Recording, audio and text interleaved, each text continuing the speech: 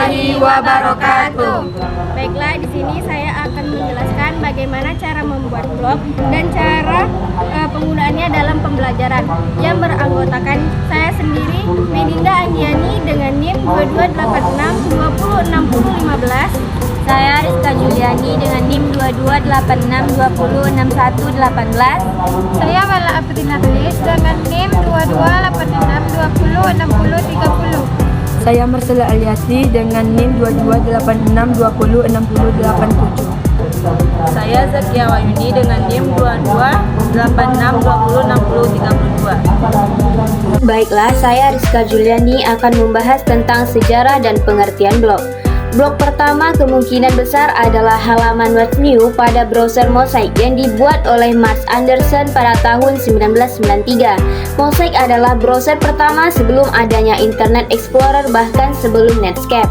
Bulan Januari 1994, Justin Hall memulai website pribadinya Justin Homepage yang kemudian berubah menjadi Links from the Underground yang mungkin dapat disebut sebagai blog pertama seperti yang kita kenal sekarang. Hingga pada tahun 1998, jumlah blog yang ada masih sangat sedikit. Hal ini disebabkan karena saat itu diperlukan keahlian dan pengetahuan khusus tentang pembuatan website, HTML, dan web hosting untuk membuat blog. Sehingga hanya mereka yang berkecimpung di bidang internet, sistem administrator atau web designer, yang kemudian pada waktu luangnya menciptakan blog-blog mereka sendiri. Blog kemudian berkembang dalam bentuk sesuai dengan kemauan para pembuatnya atau para blogger. Blog yang pada mulanya merupakan catatan perjalanan seseorang di internet, yaitu link ke website yang dikunjungi dan dianggap menarik, kemudian menjadi jauh lebih menarik daripada sebuah daftar link.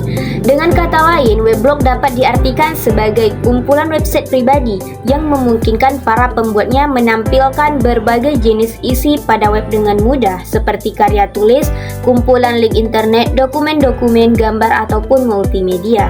Ada pula yang mendefinisikan blog sebagai situs yang sifatnya pribadi, yang lebih menitik beratkan kepada pengambilan dari orang yang membuat blog itu sendiri. Blog adalah singkatan dari web and log, istilah yang pertama kali digunakan oleh John Berger 1997. John Berger menggunakan istilah weblog untuk merujuk ke kelompok situs web pribadi yang terus diperbarui, yang berisi tautan ke situs web lain yang menitik beratkan minat pada komentar mereka. Di sini saya akan menjelaskan tentang fungsi blog. Sebagai situs sederhana yang bisa dibuat oleh banyak orang, blog sendiri memiliki desain yang sangat sederhana dan diharapkan bisa digunakan ke halayak. Blog memiliki fungsi sebagai berikut, yaitu yang pertama, cara berbagi inspirasi, catatan hidup atau pengalaman. Yang kedua, blog adalah situs web yang dapat menghasilkan uang.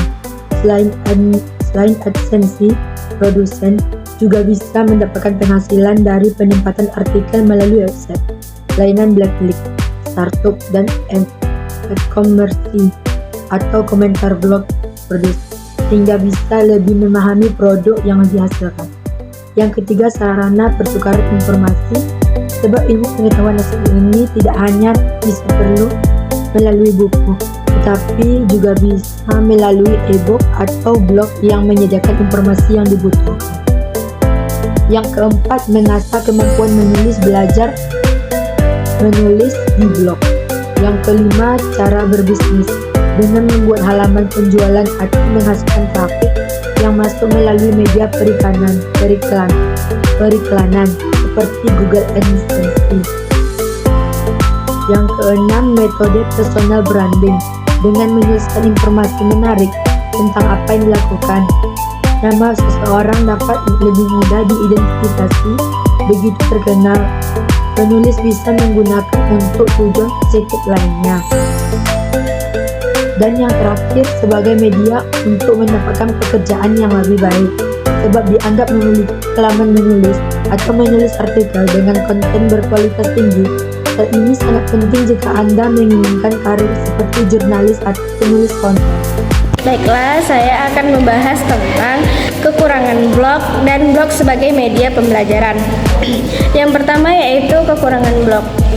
Setiap hal yang dibuat oleh manusia memiliki kekurangan. Begitu juga dengan blog yang tentunya tetap memiliki kekurangan.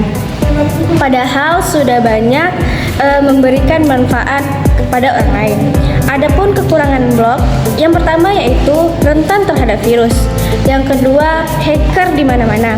Yang ketiga, mudah sekali menyalahgunakan fungsinya. Selanjutnya, blog sebagai media pembelajaran. Yang pertama yaitu blog sebagai rumah belajar dan berbagi guru. Yang kedua, blog dapat meringankan tugas dan beban guru dalam mengajar. Yang ketiga, blog dapat meningkatkan minat belajar para siswa. Yang keempat, blog dapat diakses oleh siapapun. Yang kelima, blog dapat menjadi media silaturahmi. Sini saya akan melanjutkan materi yaitu tentang membuat blog. Blog dapat dikategorikan sebagai e-learning. Dalam tulisannya Roosevelt 2001, beliau mengungkapkan bahwa e-learning merujuk pada penggunaan teknologi internet untuk mengirimkan serangkaian solusi yang dapat meningkatkan pengetahuan dan keterampilan. Mengingat fungsi blog sebagai media pembelajaran, blog memiliki berbagai manfaat dalam dunia pendidikan, di antaranya yang pertama yaitu mendorong siswa untuk selalu mendokumentasikan apa yang ada dalam pikiran mereka. Di antaranya adalah pengetahuan, pengalaman, perasaan, pendapat, dan lain-lain dengan metode yang paling sesuai dengan kepribadian masing-masing. Apakah itu lewat tulisan, gambar, suara, atau video. Yang kedua yaitu menggantikan kelas-kelas diskusi yang selama ini selalu terbatas pada waktu dan sebuah ruangan fisik, sehingga proses pembelajaran pun dapat diselenggarakan dengan lebih fleksibel. Yang ketiga yaitu cara yang efektif untuk meningkatkan minat belajar para siswa. Misalnya seorang guru memposting suatu permasalahan atau materi pelajaran yang disusun dalam suatu bahasa yang formal tetapi lebih santai. Dan yang terakhir yaitu memperkenalkan teknologi internet di kalangan pelajar dan pengajar, juga bisa menjadi terobosan baru dalam dunia pendidikan. Baiklah, di sini saya akan melanjutkan materinya yaitu cara pembuatan blog dan cara mempostingnya. Buka, tulis blogger.com. Save itu buat blog Anda. Pilih akun Google yang Anda gunakan. Terus pilih judul yang ingin Anda masukkan. Di sini saya buat judulnya yaitu Zakia Wahyuni.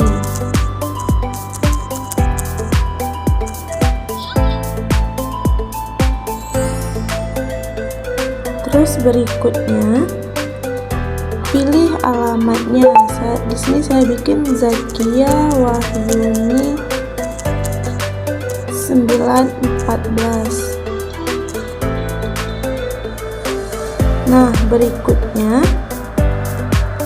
konfirmasi nama tampilan Anda. Bagaimana nama Anda ingin ditampilkan kepada pembaca blog Anda? Bikin saja di sini nama kita sendiri ya. Selesai.